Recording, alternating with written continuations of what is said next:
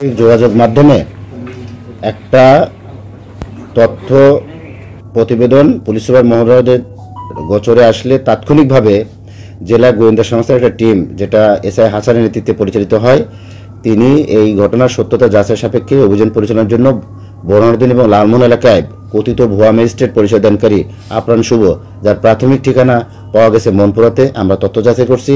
তার সাথে ছিল একজন আনসারের পোশাক পরিহিত সদস্য হারুনা রশিদ 43 এবং একজন হোন্ডা চালক যার নাম বাবুল হাওলাদার, বয়স 30।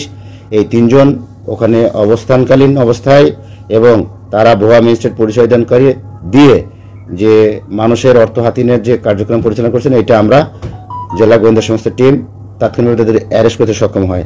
প্রাথমিক তথ্যপত্র অনুযায়ী তাদের কাছ থেকে ম্যাজিস্ট্রেসি ক্ষমতা প্রয়োগ করে এই ভুয়া ম্যাজিস্ট্রেসি যে অভিযান পরিচালনার অনুমতিপত্র এবং জরিমানা আদায় করার জন্য যে একটা ভুয়া রেজিস্টার, সেটাও পাওয়া গেছে, একটা পরিচয়পত্র পাওয়া গেছে, সেটাও ভুয়া। এটা আমরা প্রাথমিক তথ্য যাচাই করছি। একই সাথে আইনগত প্রক্রিয়াধীন এই আইনগত প্রক্রিয়ার পরবর্তী ধাপে আমরা অধিকতর তদন্ত সাপেক্ষে এবং তথ্য উপাত্ত যাচাই করার জন্য আমরা আদালতের কাছে জিজ্ঞাসাবাদের জন্য অনুমতি চাইব এবং আরও অধিকতর তথ্য জনস্বার্থে প্রয়োজন হলে আমরা জানি।